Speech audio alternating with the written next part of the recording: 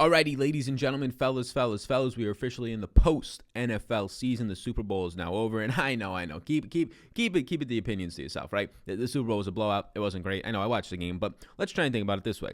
Who did you get to spend that time with? Did you get to enjoy the experience with them? Because I personally did. I did not care what the outcome of the game was. I did not have a fan rooting interest. I could exclude anybody out there who's a Bucks or a Kansas City fan from in terms of their feelings of the game. And obviously, I had a betting stake, a monetary stake on the game. But at the end of the day, my actual interest came from just the experience that I had with the people in the past year, when you don't really get to get too many experiences with the people these days. But hopefully, you're all having a great start to your week right now. And look, it's NBA season, it's PGA season, it's MMA season, it's potentially me looking for somebody to be covering NASCAR and some other sports season. And you are now going to see the Sal Vetri and Partners YouTube channel be focusing on innovation the next month or two. You're going to be seeing me put out some different types of content on different types of platform. I am hitting Clubhouse very hard. If you do not already follow me on Clubhouse, Sal Vetri, check it out there. We'll be putting out some short form content on Twitter that we're going to be testing out on TikTok and Reels and all of this stuff that I'm very excited for, that will be in this sports realm, of course, but maybe, and a little hint, be infused with some comedy as well. So I'm excited to get started on that this week, as it is now innovation season. The NFL is over, but we are going to be hitting it as hard as ever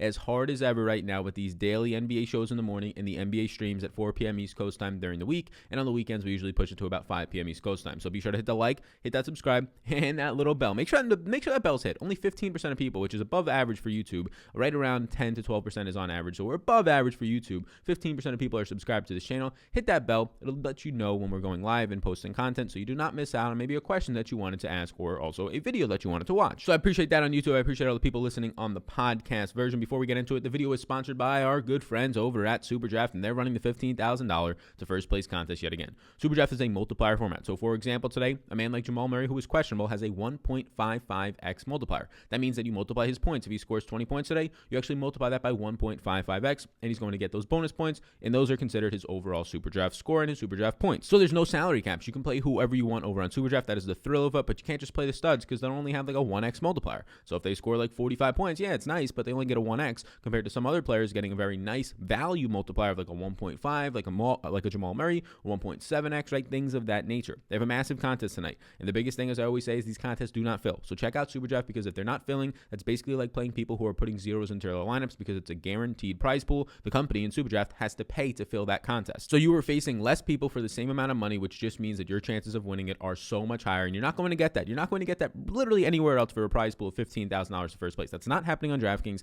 They fill 100% of the time with much more competition. So check it out down below. There's a link in the description. If you use the code SAL, S-A-L, they will give you a free money bonus in a slow drip format up to $1,000 Rooskies. Again, my name's Sal, S-A-L, lets you know that you came from me. We can talk later on the live stream about some top SuperDraft plays once I finish my projections for today's 8-game Monday slate. Thank you, SuperDraft, for the hoodie, and thank you, SuperDraft, for sponsoring the show today. Any questions on SuperDraft, reach out to me on Twitter at Sal Vetri DFS, down below, Instagram, whatever you would like. Now let's get into the injury and status dashboard. That's what we do here if you're coming over from the NFL streets. Injury and status dashboard, and then we get into the early picks so far today, where I have a good amount for you. So starting off, Lauri Markkanen missed the last game. He is now doubtful with the shoulder injury. That's going to be pretty impactful, right? You saw Denzel Valentine start in this place. You saw Denzel Valentine play massive minutes in that last game for Chicago. And they ended up winning in a blowout. And what we were saying, so you had Valentine play about 36.5 minutes. What we said in that game was Zach LaVine without Lauri Markkanen on the court, and obviously there's still no Wendell Carter Jr., but without Lauri Markkanen on the court this season, Zach LaVine has been like LeBron James level good. And that's not a joke. He's been a 1.45 around there fantasy point per minute producer. Right now, after his last game performance of scoring close to 60 fantasy points, he's up to 1.51 fantasy points per minute. And this is a pretty decent sample of 211 minutes. That production is basically Joel Embiid this year, right? Basically Joel Embiid. So when you see Zach LaVine's price point today, and you're like, $8,900 is expensive.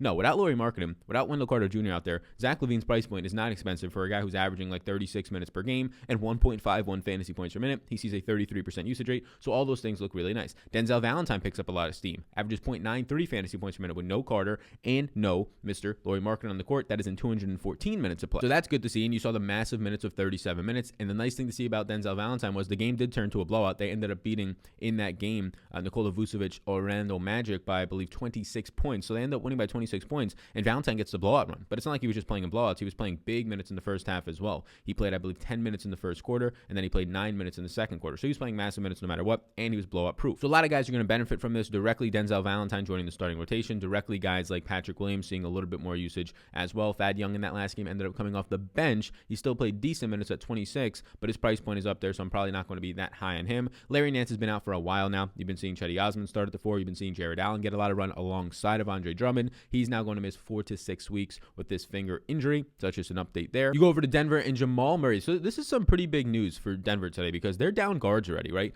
Gary Harris, we'll see what happens. There's no official status. On DraftKings, they're going to rule them out, but there's no official status on Gary Harris today. I assume that he's out because he's been out. We haven't had an update, and we've had an update on some of these other players, but we have no official status on Gary Harris. Let's just assume he's out. PJ Dozier's already out. Campazzo is questionable, and Jamal Murray is questionable. They're down guards. They're really down guards, right? RJ Hampton, the rookie, will get bigger minutes. Monty Morris, who already played 30 minutes in the last game, he'll be the biggest beneficiary of all of this happening. Will Barton will step into some guard minutes as well, right? Just a lot of minutes are going to be out there for guys who will be underpriced if Jamal Murray, who is questionable with a knee, was to miss. But even if Jamal Murray is in and you get Campazzo out, who's been playing in the teens in minutes, yeah, Monty Morris starts to lock himself in yet again to 30 to 32 minutes of play. So interesting there. In Golden State, it's Eric Paschall, who missed the last couple of games. He's questionable with a knee injury. You saw Toscano Anderson play the big minutes again. You saw Draymond Green play the big minutes again. I'm assuming Wiseman is going to miss at least one more game. They said 7 to 10 days. Right now is like right around that 7-day mark, a week since he got hurt. So assuming that Draymond still plays center, I like him, and then that probably slots in Toscano Anderson if Paschall was to miss again. In Memphis, Brandon Clark, he's out, and so is DeAnthony Melton. But with Grayson Allen back, it doesn't really bump up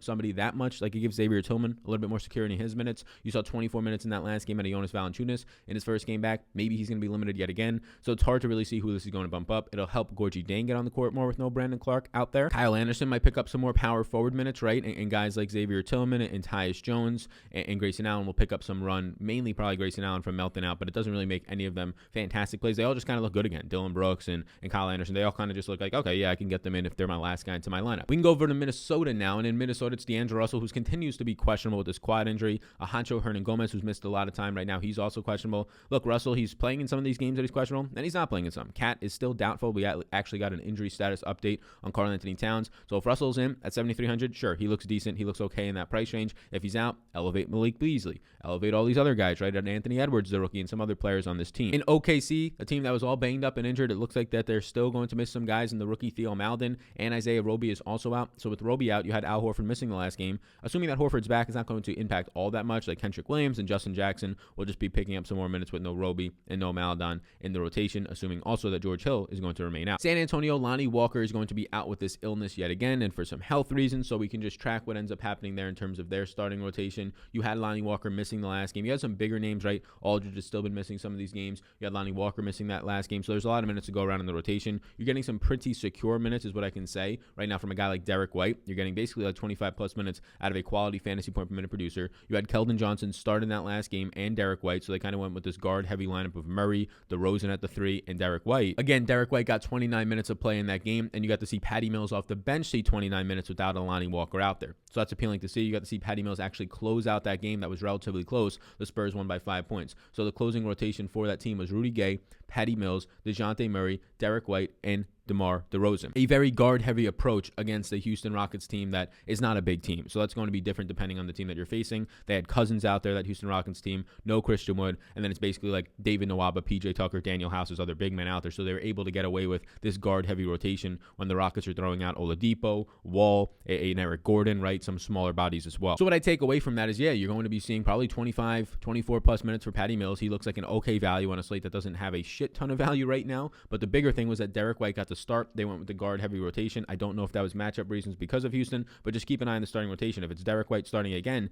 yeah, 28 plus minutes is something that you can chop down for him. Russell Westbrook, to close up the injuries, he's going to be questionable today because they're on the second night of a back-to-back. He's been sitting out a lot of these games, and last night they ended up being in a massive blowout. They lost by 22 points. Westbrook ended up leaving late in the third quarter, not for injury, just because of the blowout. Doesn't step on the court in the fourth quarter, so his price point keeps going down, right? It's not his fault. It's because Washington's not a good team, and they're in a lot of blowouts. He doesn't step on the court in the fourth quarter. Neither does Bradley Beal. He only plays 27.7 minutes last night, Russell Westbrook. Now he's 8,600. So he's questionable because of rest on the second night of a back-to-back. If he's going to be out there and playing, he's going to be somebody that I have a lot of interest in at just this price point, 8,600, when the price point is dropping a lot now because of blowouts and not necessarily his play. We can now move to the injury and status dashboard, where we will do this on a sliding basis. So I'll slide down the teams that I have interest in a little bit by a little bit to keep you on the edge of your seat, starting with LaMelo Ball, who played in that game and ended up doing the blowing out of the Washington Wizards last night. So he ended up playing in that game. LaMelo Ball, we finally got to see him in some of these starting rotation spots. Even in a blowout, blowout. He played 30.5 minutes, but he lost a lot of minutes in the blowout. LaMelo Ball checked out in that game when the blowout ensued with 6 minutes and 30 seconds left. So he was on pace to potentially close out that game and play like 36, 37 minutes in a starting rotation role. Why is LaMelo Ball starting? Because there's no Devontae Graham. LaMelo Ball in that game played 17 first half minutes, and he's going to be looking very, very appealing at the very least is what I can say here.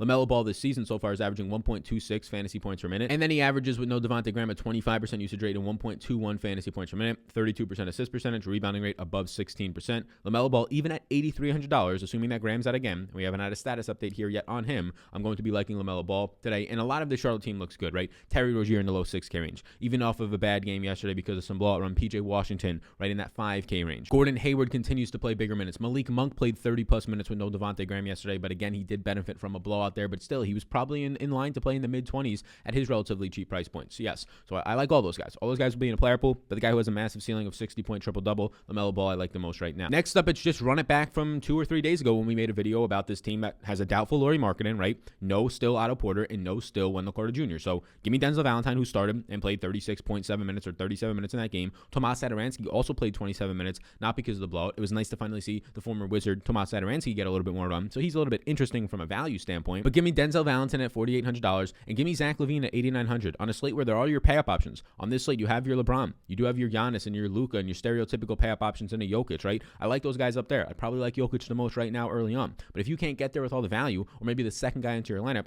Zach LaVine looks as good as any of these guys. Zach LaVine, if Lauri continues to miss, and so does Wendell Carter and Otto Porter for the next, I would say, 3, 5, 6 games, he's probably going to be a $9,500 player like he was like a month ago. So LaVine's 1.51 fantasy points per minute is still a priority for me. It was a couple days ago. He almost dropped 60 points. We loved it. We loved it. We loved it. And then you're also going to get big minutes from Patrick Williams as well, who averages 0.98 fantasy points per minute and 130 minutes of play without Carter, Porter, or Markkanen on the court. The reminder on Valentine is he plays the second most minutes with all those bigs off the court. Makes sense. He started last game. I'd assume that happens again. And he averages north of a fantasy point per minute and a 17% defensive rebounding rate. Andre Drummond, we can move over to in Cleveland, whose price point does not change. He's been a victim of some blowouts, and that's where his minutes have really gone down. And we've kind of hammered this year that DraftKings algorithms, it's showing, oh, a bad game, let's drop the price point. But a lot of the times when the price point is dropping, it's because of a blowout, right? Now, in this last game, he goes off for 48 points. And normally for Drummond at 9K, that's not the greatest of games, right? But when he's $8,200 or $7,900, like he was, crazy price point in that last game, it is a fantastic game for him. And now he's $8,200 against Phoenix. And DeAndre Ayton, who historically maybe getting a little bit better on defense, but historically really bad defender. And you can just look at the games before this. When he was priced at 84 and 8,200, he's in blowouts. His team's losing by 18. His team's losing by 20 plus points. That's why he's not playing as well. He only plays 22 minutes against the Clippers when they end up losing in a blowout, right? So if Drummond gets his minutes, right, and lately back-to-back games of 30 minutes,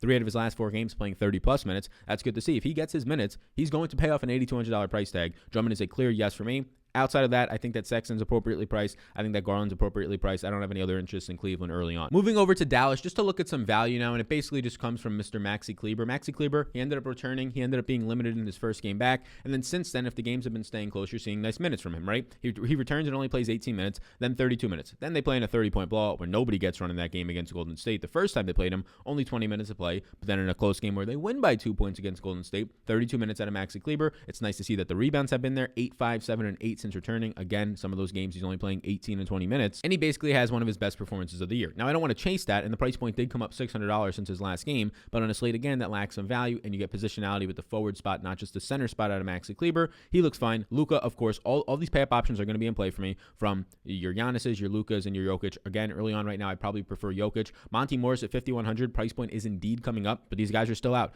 Campazzo is likely going to miss, or at least he's questionable in this game. PJ Dozier is already out. I think Gary Harris is still going to be out. No update there, and potentially Jamal Murray is going to miss. So you're getting in the last game 30 minutes out of Monty Morris, who's basically starting at this point and heavily involved in the offense, who's benefiting from the high assist percentage of Mr. Nikola Jokic under the basket, and will become much more ball dominant if Jamal Murray was to miss. Now you head over to Golden State, where there's going to be a couple of appealing options. Price points going up, as in that last game we kind of picked apart how Draymond Green was massively underpriced, still at $6,000, because in that previous game they won by, on the 4th, he ended up getting 42 fantasy points, and that's great, right? The price point comes up to 6K, and people might say, it's kind of fluky, he only played 29 minutes. No. He played 29 minutes in a blowout where he doesn't step on the court in the fourth quarter. I said he's going to play probably 35 plus minutes if indeed it's not a blowout. Well, the next game comes, another game against Dallas, and he plays 37 minutes in a game where they lose by 2 and it wasn't a blowout. And he scores 48.5 points, and now his price point comes up another $800. And I get it. Now it's to the point where it's like, Draymond's his price point, but he's paid it off basically now in 2 straight games. One of those games doesn't get the run. Now he's in a matchup against San Antonio, which is fine for him. No LaMarcus Aldridge still, right? He's going to be in a situation where Rudy Gay's been banged up and not somebody who's going to stop you on defense.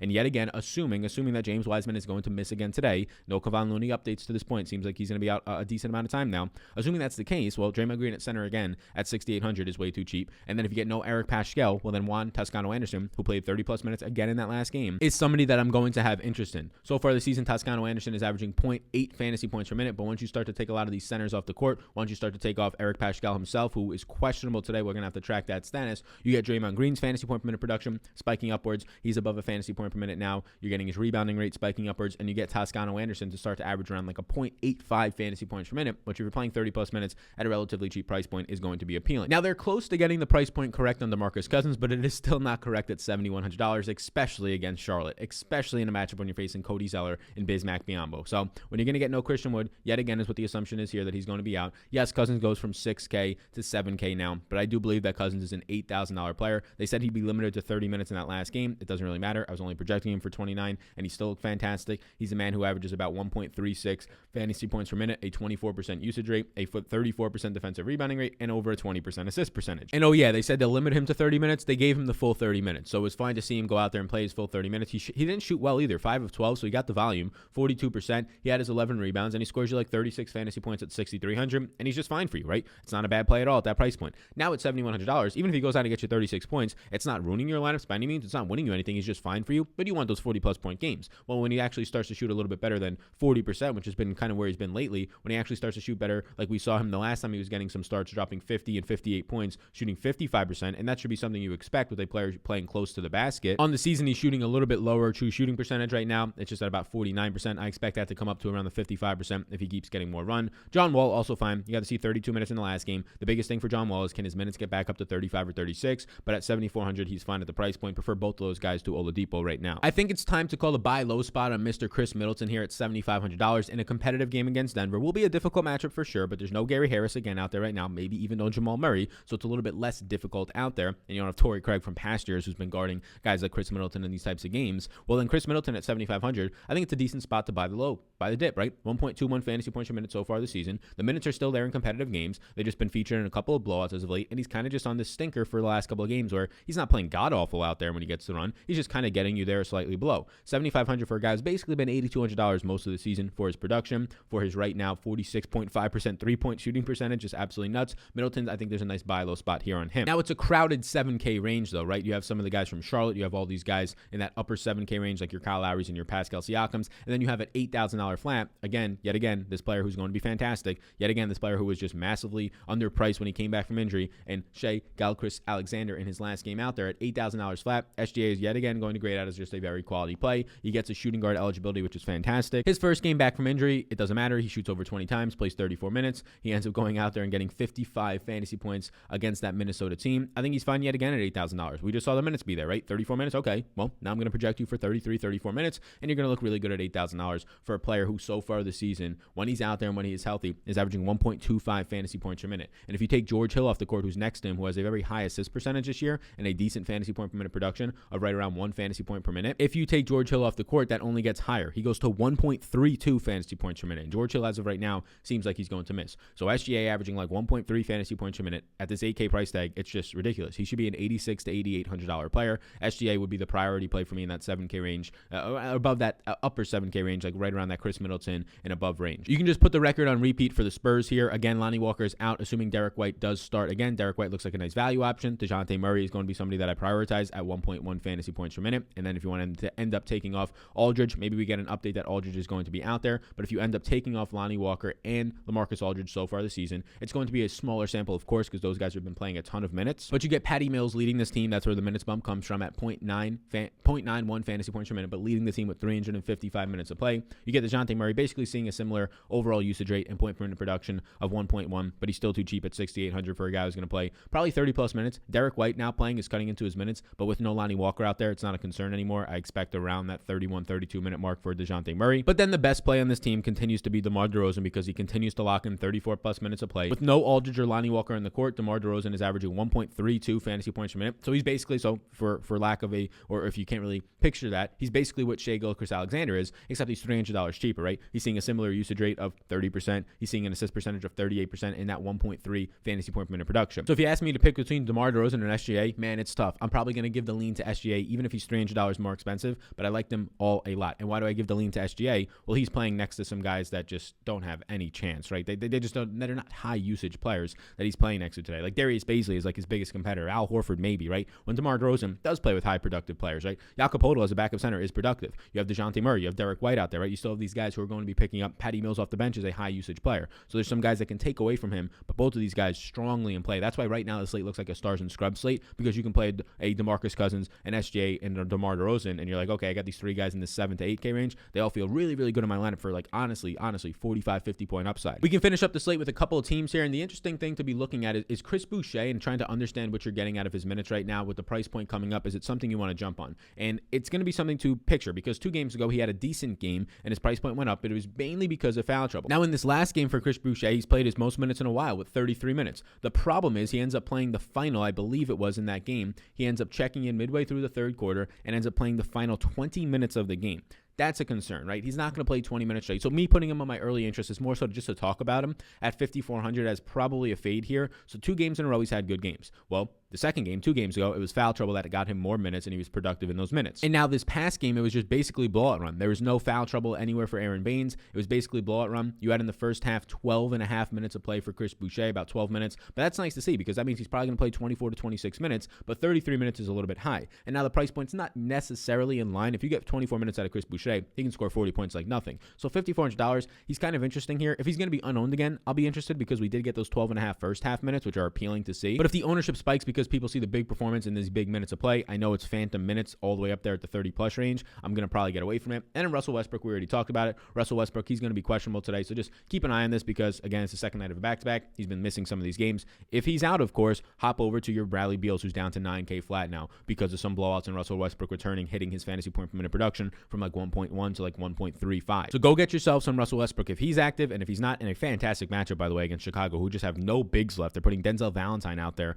at the center position with Daniel Gafford. You don't think that Bradley Beal and Russell Westbrook are going to be driving in the paint against that all day if they want to? If there's no Russell Westbrook out there today, just an idea of what to expect. Bradley Beal obviously looks fantastic. He gets a massive bump to a 1.59 fantasy point per minute producer, and 352 minutes of play is just unreal. Ish Smith will see a usage bump overall. He will be about a 18% usage rate player. He'll see just more minutes. He's been about 0.9 fantasy point per minute producer so far this season. And you'll get some other guys seeing some more run. Jerome Robinson enters the rotation and probably sees some bigger minutes. Garrison Matthews will take on more minutes. Davis Bertans some more usage, and Rui Hachimura. But mainly Bradley Beal will be the one that I want to be getting to there. And if Ish Smith starts for Russell Westbrook, I would go there as well. So thank you for tuning into the 8-game slate for Monday, the post-NFL season. If you have any questions, let me know down in the comment section. If you want to check out my Patreon projections, they are linked down below. It's where my projections are for the NBA, MMA, PGA, projections, rankings, tools, ownership for some sports as well. Check it all out down below. Let me know if you have any questions. Let me know if you have any feedback for me. We will have some PGA videos coming out today, tomorrow, up until the event on Thursday, the AT&T, the former Pro-Am, no longer a Pro-Am, and only 2 courses now in the rotation. We will have tools and all that type of stuff on Thursday for the MMA events over the weekends, and some shows as well. So be sure to check all of that out, linked down below on Patreon and also on this channel. So hit that subscribe, hit that like, and the big one, the notification bell, so you're notified of when these videos drop. But also we'll be going live later on today, 4 p.m. East Coast time, for about an hour or so, answering any questions that you have for this NBA slate and any questions that you might have just in general. So thank you so much for tuning in. Support the sponsor of the show, Super Draft, where they have, again, their biggest prize pool ever, $15,000 to first place tonight, and it's not going to fill. You're not going to have as much competition on DraftKings or FanDuel as you will in Super Draft tonight. So check it out down below. My name's Sal, SAL. Lets them know that you come for me and get you a free money bonus up to $8,000 riskees in a slow drip format. You all rock. Enjoy the rest of your Monday today. Enjoy the slate tonight. Nice 8-game healthy slate. See you in the next one.